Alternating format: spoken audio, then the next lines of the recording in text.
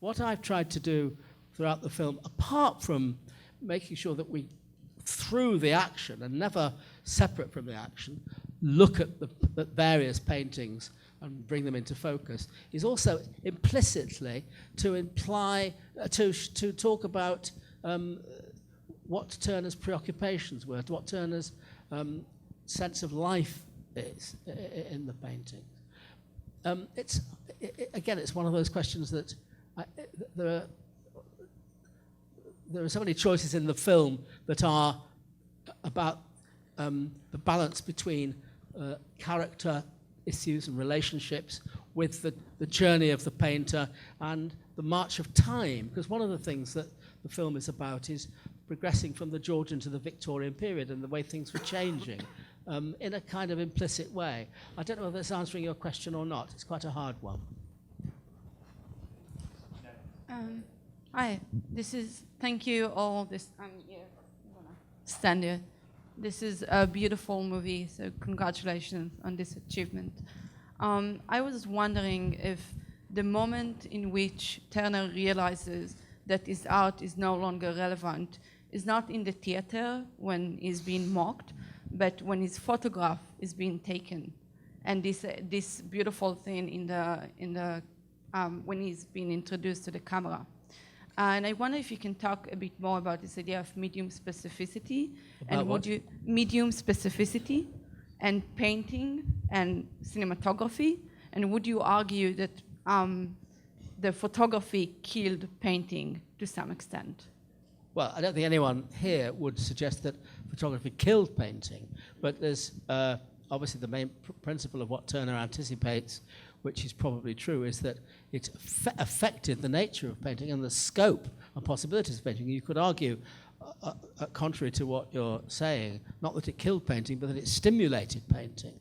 But I think, personally, what's interesting about Turner's discovery and, or if you like, collision with photography, and I think he's being reflective. I'm just don't know whether you agree to him. He's being reflective when he says, he sees that it will affect painting.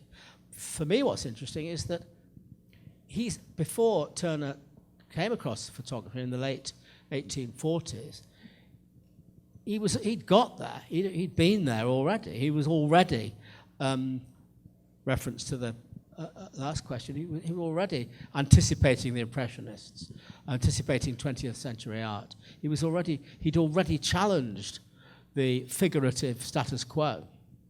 And I think that's what's interesting. So don't you think he's reflective about where it will go, rather than seeing it as a cataclysmic challenge? Yeah, I think he definitely is concerned that of the possibility of how far it will go, and who would have known how far it would have gone. If it hadn't gone as far as it did, we wouldn't be here talking about a film, would we? So, I mean, I think, but like a lot of the other things new in the world, he was wary of it, but he embraced it. And I think he would probably have come to the conclusion himself that in the end, that photography, it's always going to be something that is pictorial, and it's going to be something that captures something that is there, whereas painting is emotional.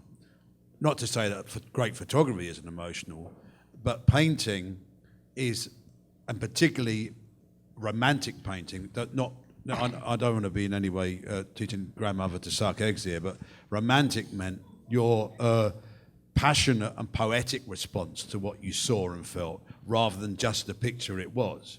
And I think Turner would have made that distinction, but he would have also been afraid of it to a certain degree. But in reality, we didn't have time to tell it. He went back to that studio, discussed with length about optics, about what this young man was trying to achieve, took a great interest in it. And then as soon as the man found out he was a painter, he never saw him again. Like he does with lots of people. As soon as they found out who he was, he just went out the back door, and that was it.